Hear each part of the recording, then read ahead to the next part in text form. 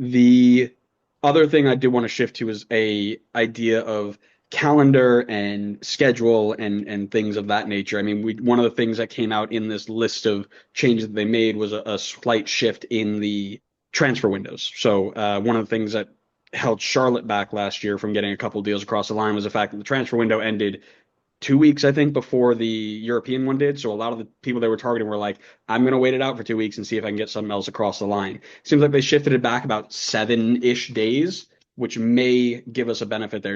I'm assuming, I believe we've had this conversation before off air, but I'm assuming you're in favor of that, if I remember correctly. It's a good move. Yeah, yeah. I mean, I think it's a slight, very slight, un poquito improvements. What I really would have liked to see long term, and it's difficult because you've got other parties that are involved. The federation set what these windows are. You have a total of basically, across the two windows, 12 weeks that you can put it in. You can construct it however you want. Most people will do a 3-month primary, a 1-month secondary window, which happens to be the summer transfer window, which is their primary window throughout most of the rest of the world. So us only having a 1-month primary window has always been a huge limiter. We typically end it a couple of weeks before the European ones, so you end up in a situation like what happened to Charlotte, like what happened to Cincinnati, where they were being extremely aggressive in the transfer market to try to go out and get names and just didn't get things across the line before the window opened. Or you're having teams that are leveraging that overpricing players. So kind of in a catch-22. And at the same time, you're losing players during that primary market without enough time to replace them. So ideally, what I would love to see long term is just for us to go with a 2-month primary and 2-month secondary. So the full 2 month, summer transfer window to move beyond the European one. But that has to be approved by the USSF. It has to be because we have Canadian teams. It also has to be approved by Canadian soccer. And they were not lined up last year. They actually had a different secondary transfer or summer transfer window than the American MLS teams, which was weird AF. And then you also have NWSL and their needs and how they want to construct their thing. So you've got to line up all these parties. But it's good that I think that MLS teams are acknowledging that there's an issue that they need to address, they need to improve upon if they're going to be a part of the global transfer market. So in that way, I think it's a positive step, but it's a very, very small step. And I think hopefully over time, they move towards a more permanent solution. And maybe that's just shifting the calendar altogether. I don't know. Yeah, that one's up in the air. That's not coming until at least 27. So we have a little bit of time for that, it sounds like. But we'll have to get you back on when they eventually make a decision. We'll chat about that again. But another big gripe in this conversation is the supporter shield and the overall table and the schedule in that sense. Some may say, Red Bull fans particularly, that the supporter shield actually is the most important trophy in MLS, at least up until 2018. But maybe it no longer is because the balanced schedule doesn't exist, right? You're not everybody's playing the same team, so you can't really go off of total points because maybe you're in the West and you're playing San Jose, who can see goals for fun, and you're playing them 2 to 3 times a year, while Red Bull go up against Columbus 3 times a year. I don't know, something like that, right?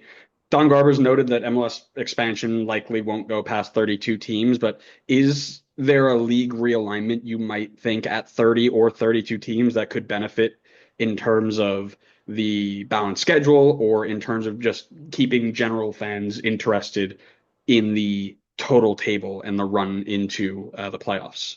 Yeah, just to peel something off. I mean, I'm in favor of having a 30 to 32 team league. I know some people want to go, we only need to have 20 teams, and then we should go with some sort of a weird revenue sharing system where we have an MLS one and two. And I'm just not in favor of that. We have a big country, a lot of metro areas. I want to have first division soccer in as many places as we can because I think that's going to improve the overall game in America. But that said, you get to 32, you go with 4 8-team divisions, play each team in your division twice, and then you play everybody else once.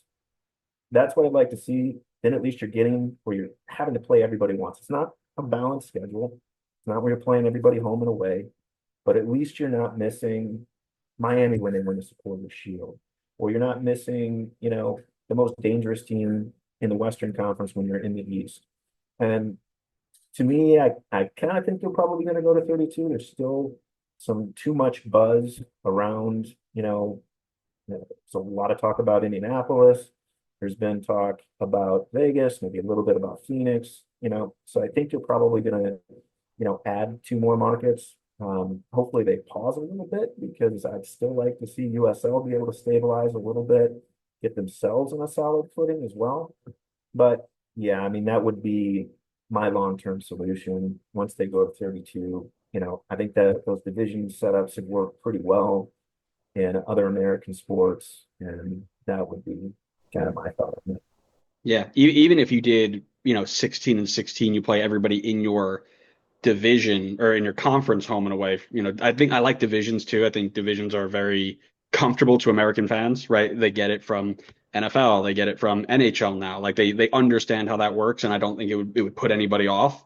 But even if you just did 16 and 16 in conferences and you went home and away at each, everybody plays 30 games, and then you lead into the playoffs.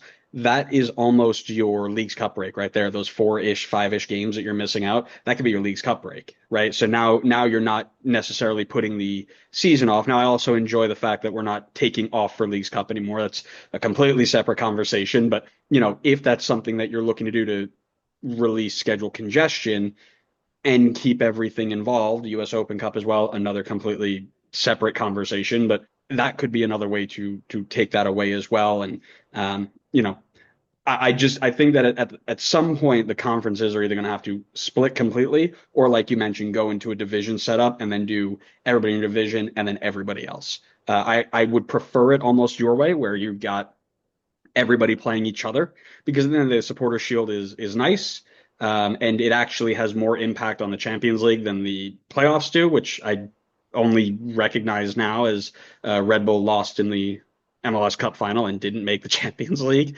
which is heartbreaking. But they do it on the supporter shield standing, so that could be a better way to go about that as well. Uh, Man, that's heartbreaking. I can't believe I had to relive that. Anyways,